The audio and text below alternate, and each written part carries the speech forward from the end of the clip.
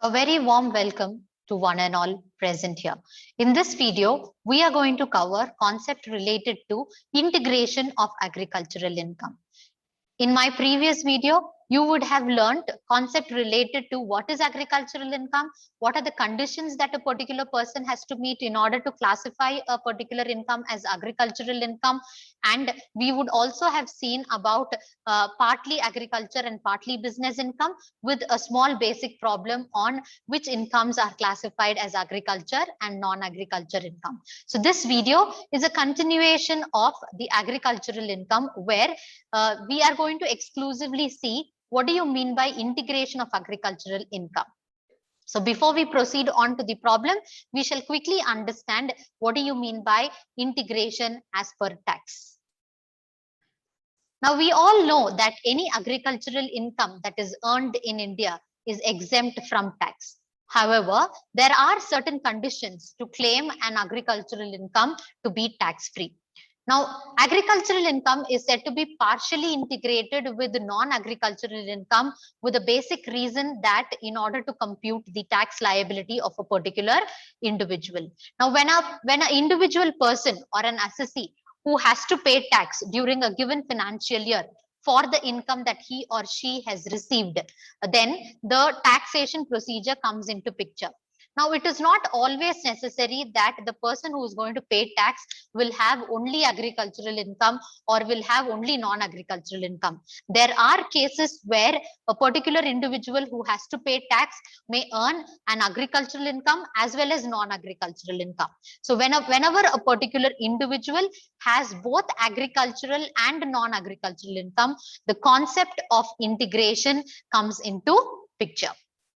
Now, when the agricultural income and non-agricultural income are combined in order to determine the tax liability of a particular person, we call that concept as integration of income. So hope you all understood what do you mean by integration of income. Now, as a rule, there are certain conditions that every individual person has to satisfy in order to integrate the agricultural and non-agricultural income. So the first condition is that the integration can be done for all the assessees except for firms, companies, cooperative societies, and local authorities. As we know in the definition of income tax, an assessee is a person or an individual or a Hindu undivided family, or can be a firm, or can be a company, or can be a cooperative society, or can be a local authority who is liable to pay tax. So out of all these assessees, out of the definition of an assessee according to Income Tax Act, all assessees incomes can be integrated except that of a firm or a company or a cooperative society or a local authority. In simple, integration of income can be done only for an individual or a Hindu undivided family. Now, the second condition for integration is that the minimum non-agricultural income earned by the particular person should be above the exempted limit. Now, as per the tax liability, we have different incomes that are exempted. For example, if you are below the age of 60, then up to 2,50,000 that you earn per year is exempted from tax. If your age is 60 to 80 or a senior citizen, then up to 3 lakh per year is exempted from tax. If you are a super senior citizen, that is if your age is above 80, then 5 lakh rupees is exempted from tax for one particular year. So the condition number 2 for integration of income is that the non-agricultural income of the person who's going to pay tax should be above the exempted limit according to his age.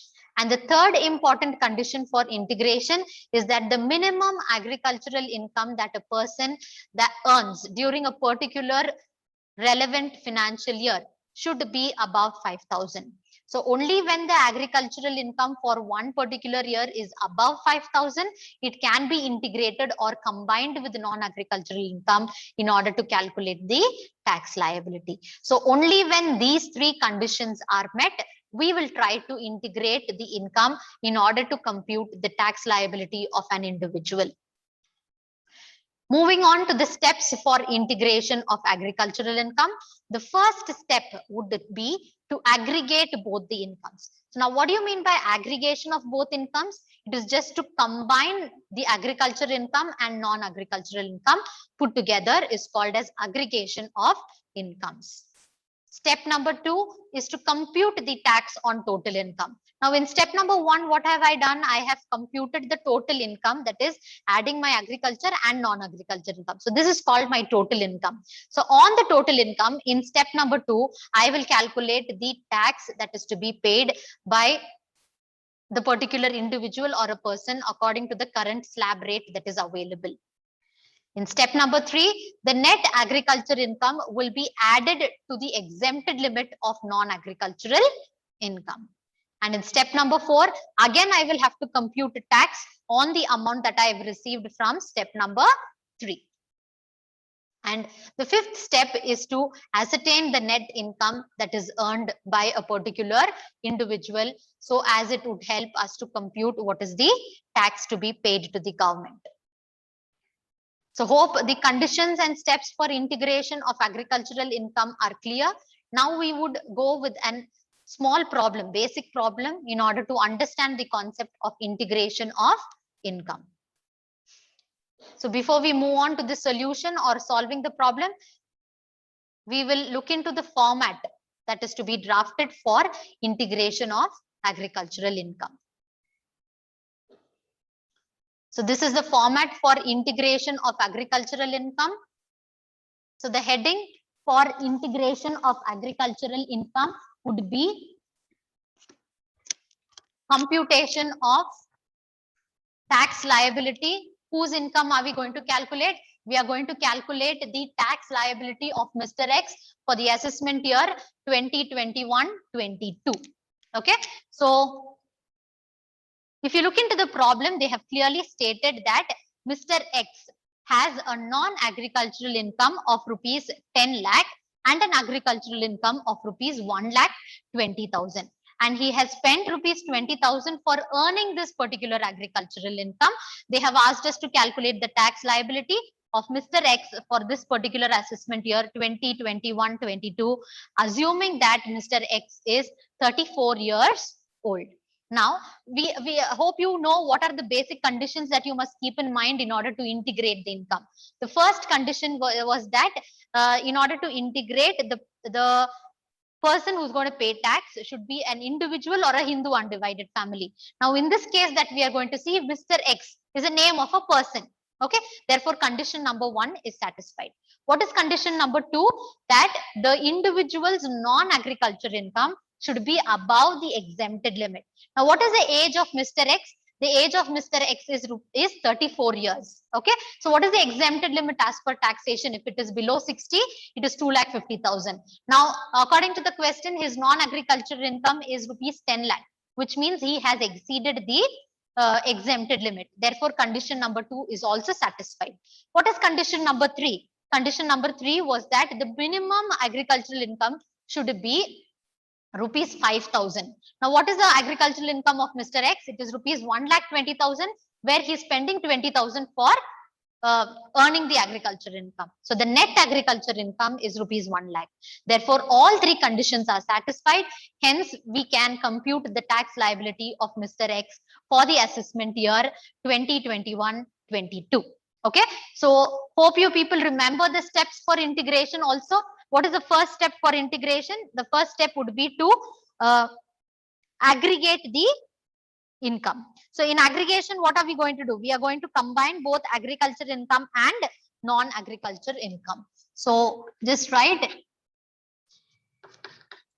tax on agriculture and non-agriculture income. Now, how much is the agriculture income of Mr. X? It is 1,20,000. But out of 1,20,000, he is already spending. They clearly told that he is spending 20,000 to earn the agriculture income. So expenses will be deducted because we need only the net figures. Okay, so 20,000 is deducted. Plus, how much is the non-agricultural income? The non-agriculture income is rupees 10 lakhs. Okay, so thereby the first step, integration of total income, the total income becomes 1 lakh plus 10 lakh, giving you 11 lakhs in total. Hope you all understood the first step. So what would be the second step? The second step is to calculate the tax on the total income. So how much is my total income? Now the total income of Mr. X is 11 lakhs. On 11 lakhs, according to his age, we have to compute the tax to be paid. So tax, this is step number 1, 2, tax liability. So his age is 34 years, which means he's less than 60 years. So what is the exempted limit? It is 2,50,000. So out of 11 lakh up to 2,50,000, it is nil. Okay, because up to 2,50,000, he need not pay any tax. What is the next slab rate? Any amount that he or she receives or earns above 2 lakh to 5 lakh rupees, we have to charge a tax at 5%. So what is the gap here? It is 2,50,000. So 2,50,000 into 5% gives you 12,500. Okay. What is the next slab rate? Because out of 11 lakhs, we have paid tax only till 5 lakhs now. So what is the next slab? The next slab is 5 lakhs to 10 lakhs. Any amount received, earned above 5 lakh to 10 lakh is charged at 20%. So what is the gap here? It is 5 lakhs. 5 lakh into 20% gives you 1 lakh rupees. Okay. What is the next slab rate? Because we have now paid a tax only till 10 lakh rupees. But what is his total income? His total income is 11 lakhs. So balance, what is the balance left? Balance is 1 lakh, wherein the tax payable is at 30%. So for the balance 1 lakh, we pay a tax of 30%, which gives you 30,000. Now, what is the total tax liability?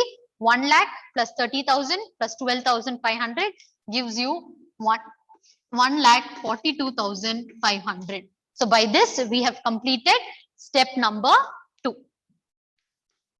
By this, we have completed step number 2. Now, what is step number 3? Step number 3 is in the net agriculture income should be added to the exempted limit of non-agricultural income. So according to step number 2, the total income that we have got is 1,42,500.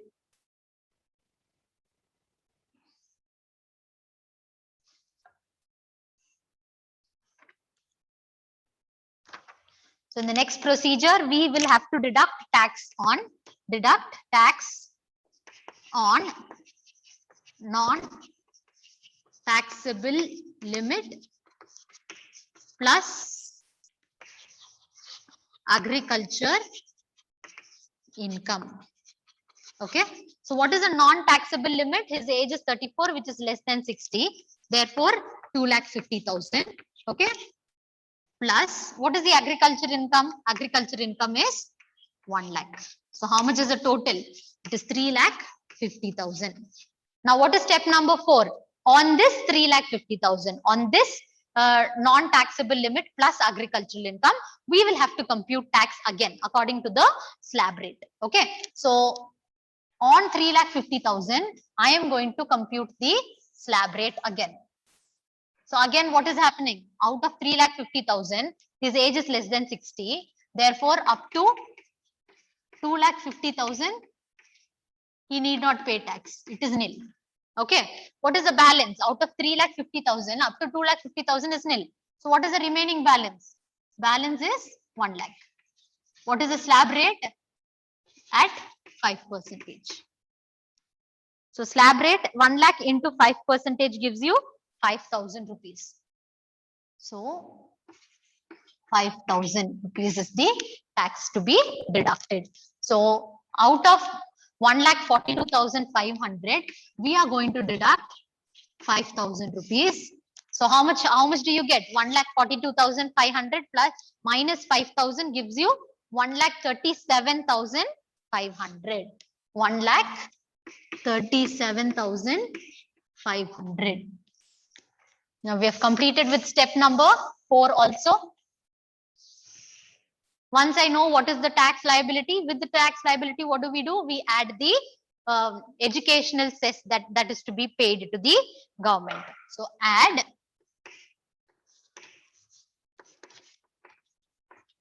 higher educational cess. At what percentage is the cess? It is at 4% currently.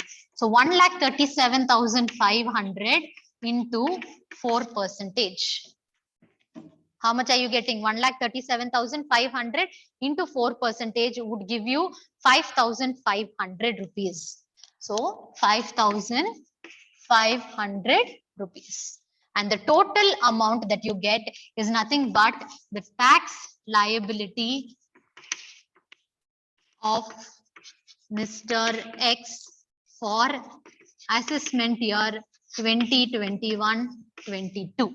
How much is the total? 1,37,500 plus 5,500 gives you 1,43,000. So how much Mr. X is going to pay tax for this assessment year? For this year, Mr. X has to pay tax on tax of 1,43,000 is the tax liability of Mr. X for the assessment year 2021-22. So hope in this video you people have understood on what do you mean by integration of income. When do you try to integrate the income? Please remember, only when these 3 basic conditions are satisfied, then only integration of income can be done. Let's say any one of the condition does not satisfy. If any one condition does not satisfy, also integration is not possible. So in this video, to have a quick recap, we have learned what do you mean by integration of income. When do you try to integrate the income? What are the basic conditions that are required? What are the steps to integrate an income? And one particular problem related to integration of income. Thank you all for watching. Have a nice day.